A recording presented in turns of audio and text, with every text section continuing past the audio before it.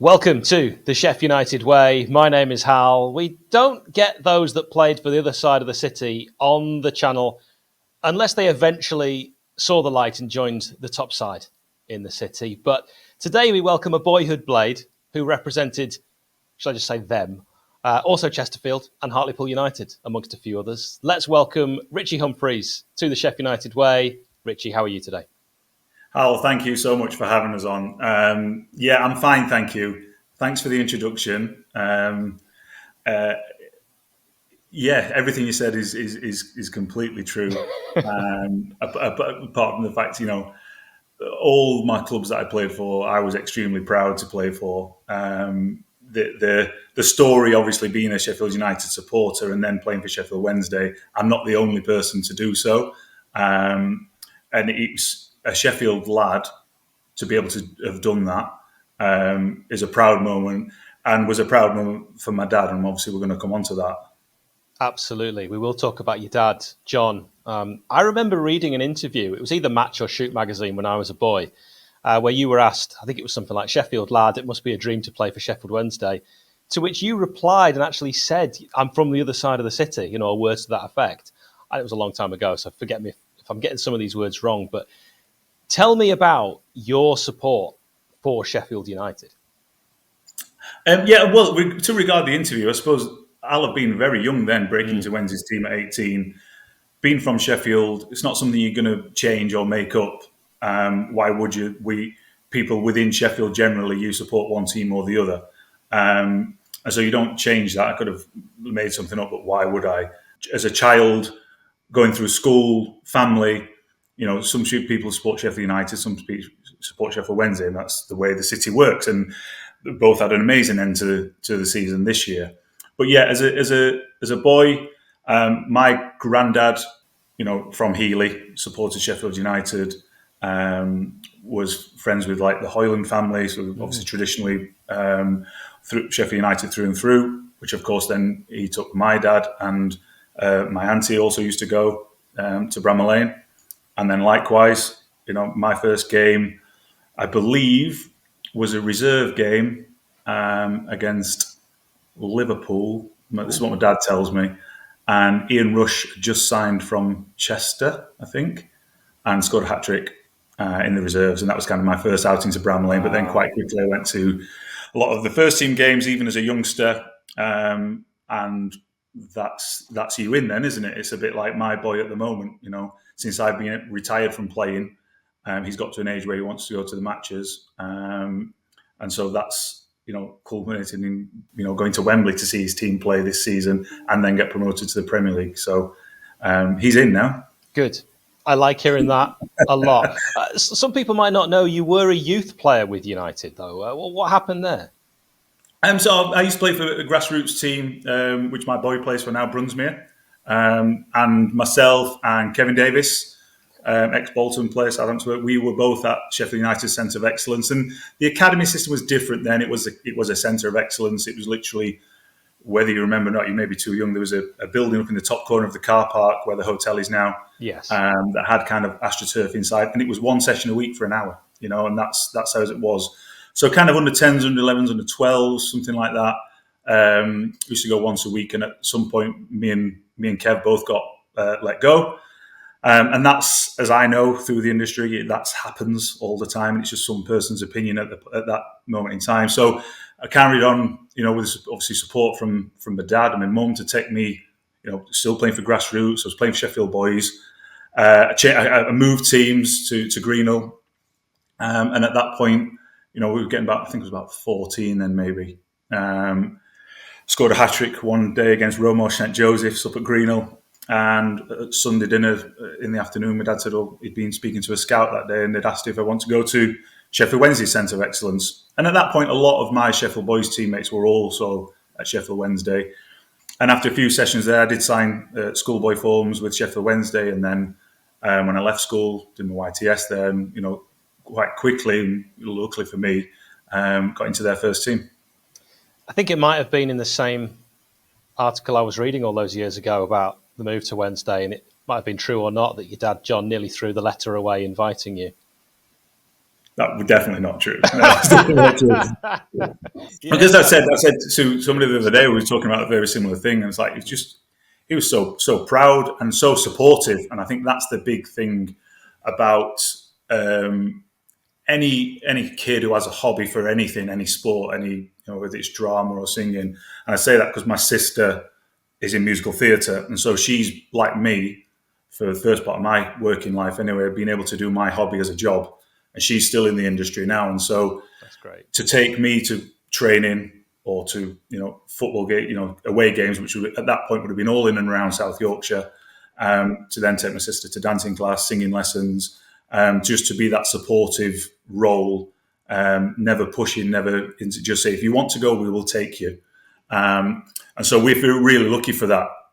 So no, you didn't throw the letter away. He asked if I wanted to go. It clashed with a school game, actually, my first kind of training session with Sheffield Wednesday. So I had to miss a school match, but thankfully that did work out for me. It did, rather. Yeah, but you know what? You come from a footballing family anyway, so they must have already thought, well, we've got one legend, Ernest Humphreys, from the family history books. You're going to be the next one. So for those that don't know, tell us a little bit about what you know about Ernest. Yeah, so Grandad was a professional footballer just kind of after the war era, and had a professional contract. I've actually got it just because of the work I do now with the PFA, and it's all about the players' contracts and stuff. So I've actually got the contract when he was at Millwall. And he played up in Scotland as well for Motherwell St Mirren. Dad was really good, semi-pro players, what he tells me anyway. Dads were always really good. Yeah, and he said he was really, really quick, and I was like, well, I'm not quick, but actually my son's pretty quick, so maybe it skipped a generation. And so, yeah, Grandad obviously played at that, a good standard, and so did Dad. And I mean, the standard around semi-professional around this region at that time, which would have been probably like in the 70s, I presume, 60s, 70s, was of a good standard. And so, obviously, the interest in him being interested in football, for me to, that's why my football obsession started at Bramall Lane, because that's what I saw, that's what I was given. And so, those early periods for me, I wanted to be Keith Edwards or Colin Morris on the wing, Mike Truss in the midfield. So these are the kind of players that was the first eyes I put on any Sheffield United players. And then turning, into early teens, teenager, in the playground, you want to be Dean and Agana. It's just kind of like that's who you want to be. And so those kind of people. But Dad was kind of friendly with quite a few players probably from the Keith Edwards era onwards, and so we became really good friends with the Stancliffes. Wow. So I spent a lot of my time after matches kind of having a kick around with John Stancliffe and Lee Morris and stuff. So it was kind of, don't know, it was just, that's how I got to know kind of maybe in depth about football. And I got to know Chris Wilder I've known him since a very young age. So that was my interest. And then obviously when I did get released, and you have to go and, keep striving to, because there's going to be setbacks. You probably don't really see it like that when you're 12 years old, but, it was a setback, but you're resilient as a kid, and, having that support just to keep playing, keep having fun. It's got to be fun if you at that age. It's not serious at that age.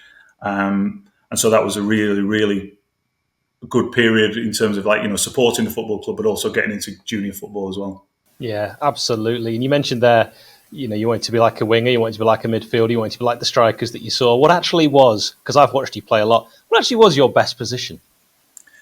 Best described, I suppose, as like a jack of all trades and a master of none. I'm not sure I'd have said that. I was just because I was a striker as a youngster, or a wide left player, particularly because I was left-footed. And then obviously got into Sheffield Wednesday's team as a striker. My youth team, certainly I either played on the left or as a striker, now and again in midfield, but obviously broke into Wednesday's team as a striker. But actually, even after 4 games, I think it was, once David Hirst was fit, I kind of played 1 game in midfield. And then throughout that period, I would have played on the right, on the left, in the middle of the pitch, up front, and then ultimately a few games towards the end of my Sheffield Wednesday career. I did play fullback, which is actually the last game I ever played for Sheffield Wednesday, and I was terrible. And I've been told enough times I was terrible in that game, and it was in a Sheffield derby. And for a Sheffield boy to have played in a Sheffield derby, that means a lot, and it meant a lot to my dad. It just so happens it was probably my worst ever game in the Sheffield Wednesday shirt, and I never played again.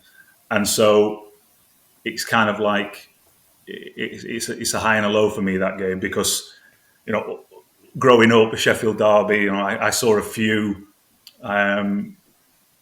obviously around the period where they played each other at Wembley and stuff.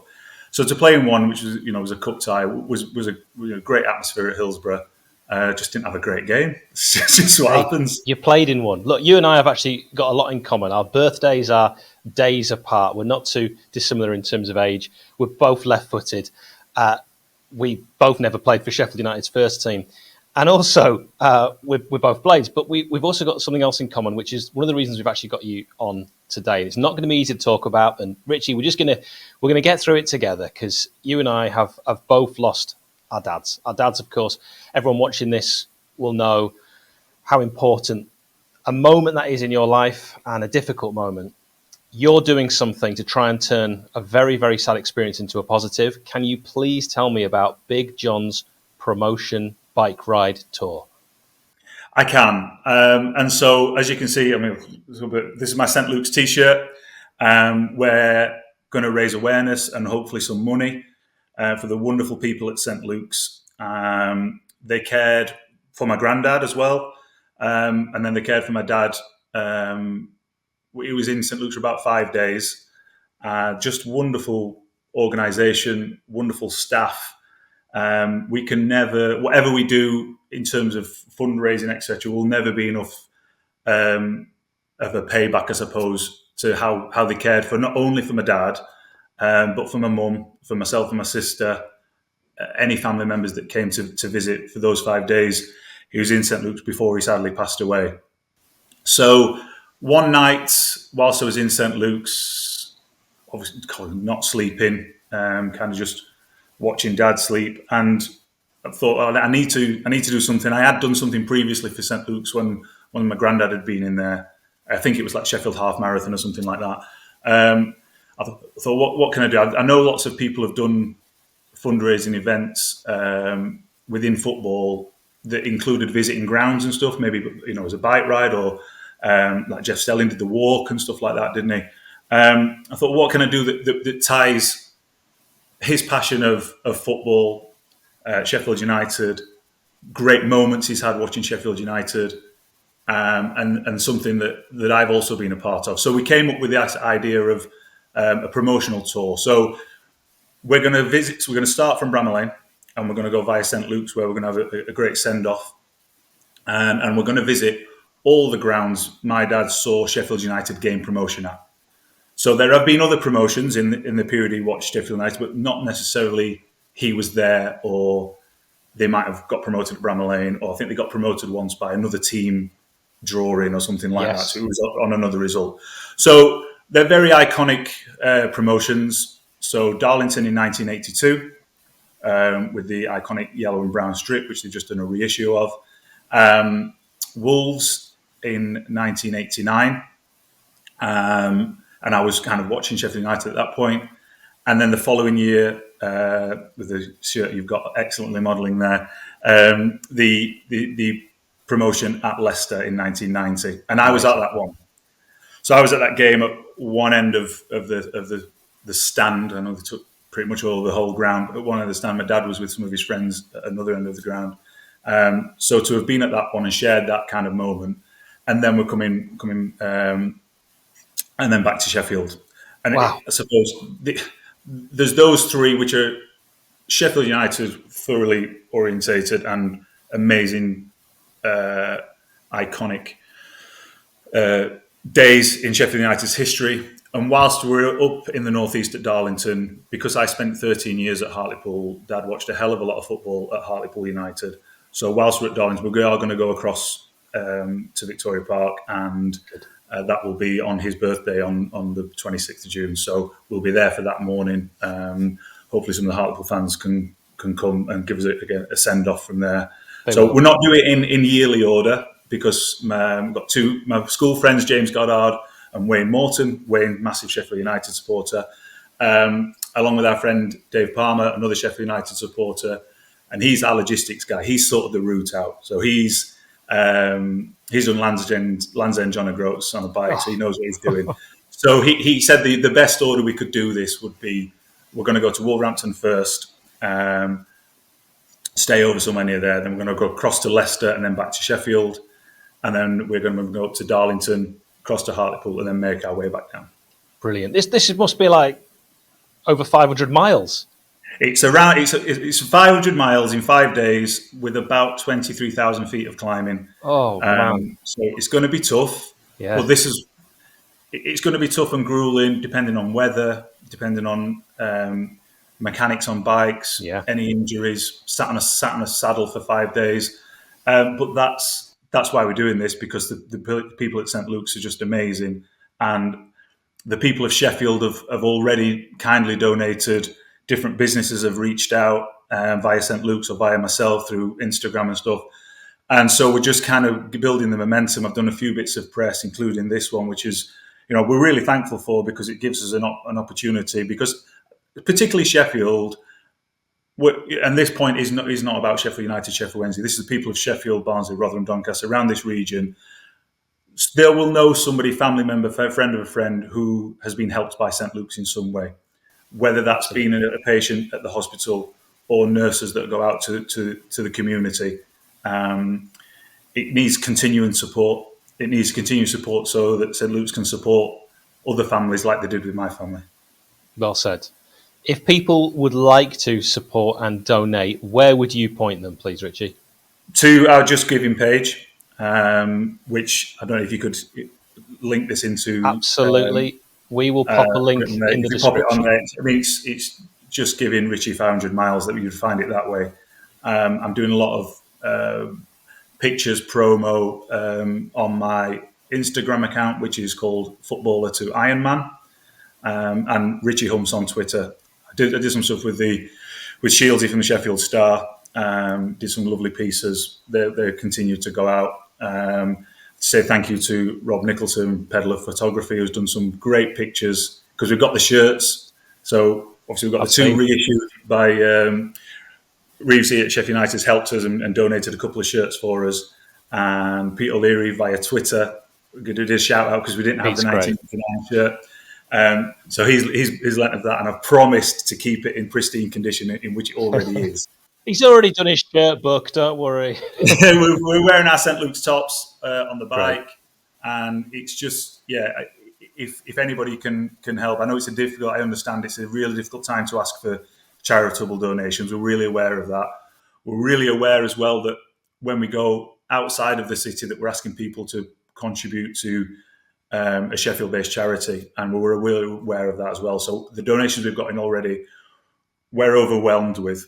Like I said, somebody reached out and donated, not knowing me or any of my friends, but understand what St. Luke's is and what it means to the people of this region.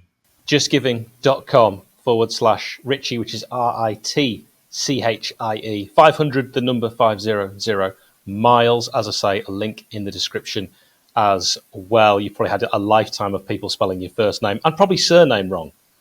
A lifetime. Which is something I can also relate to as Hal Stewart and the Stewart office. I mean, there might not be many Sheffield Wednesday fans watching this, but I did once play in a Premier League game for Sheffield Wednesday with Humphreys spelt wrong on the back of the shirt.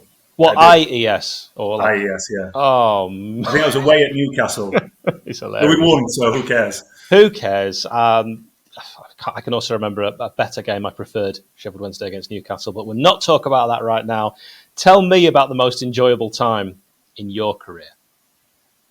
In my career personally, there has to be the promotions I've had, just because, like, both teams have been promoted this season in Sheffield, and I know Sheffield Wednesday's, it went to a playoff game, but they were tremendous throughout the season. They built up a lot of points. That's a lot of wins, and I think the promotions, because it's a 10-month competition, and you start in August, you finish in May. You've got to be you've got to be a good team in any division that you're playing at, whichever level it is, to gain promotion. So I had 2 at Hartlepool. And I was actually thinking about this yesterday. I'm glad you asked. And because we should have had titles, I think we should have won the league both times that we got promoted at Hartlepool, and we finished second on both occasions. And then because I hadn't won a league, and I'd never played at Wembley before, but at the ripe old age of 36, when I went to Chesterfield, we got to a final at Wembley in the Johnson's Paint, which is an amazing occasion. Lost, so it has that bit to it. But finally, I did land a league title medal that year and won League Two. An amazing memory. Just, I think, it's built up over so many months, and it's, you can't just peak for one game. You've got to be. It's a long season. You've got to be at it all through the season, and of course, there's different spells where you don't win for a few games, and people start questioning the team or the manager and all that. But ultimately, everybody sticks together in promotion-winning teams, manager, players, fans, and everybody comes together, and it comes good in the end. And like I said, both Sheffield teams have had that this year, and Sheffield United in particular as well have had a number of promotions in fairly recent history as well. So those moments, because it's a collective, and all those promotion-winning teams have had brilliant dressing rooms. Being a senior player, and obviously I finished at 39, and now you're out of it, you can tell that good dressing rooms can be worth 10 or 12 points on their own. Wow. Because you might draw a game you were losing, or you might win a game you didn't really deserve to win, but you nicked it by a set play or something like that, an away game where you don't really have many shots on target, but you come away and win 1-0. That's because of a collective spirit and a collective determination to go and do well for each other, and obviously the football club. Individually, like scoring on my debut against Aston Villa, my full debut for Sheffield Wednesday, a chip that I scored against Leicester, which kind of people will still ask me about, which is really nice. It was in 1996. It's like, yeah, it was the same time Beckham scored from the halfway line. It's but 96 feels like 10 years ago to me. Yeah, I wish it did for me. Yeah. Won some individual stuff when I was at Hartlepool, like Player of the Year and things like that. Not just that, Richie. You were voted Player of the Century, and you're an all-time appearance holder, aren't you, with Hartlepool? Yeah, breaking the all-time appearance record was amazing. Wow. Really, really nice thing to do. It still stands, but it'll get broken, I'm sure, at some point. Even if it doesn't matter. It's history, and you're a part of the history books. Yeah, that's it. I think that, again, as a collective, when you win promotions, you're part of the club's history. Then, as a team, and I suppose as well, because of the work, not because of the work, but I work for the PFA, so I work for the Players Trade Union. So I'm still involved in the game, looking after the players' rights and well-being and welfare, etc. And so I got into the PFA Team of the Year twice, which is voted for solely by the players.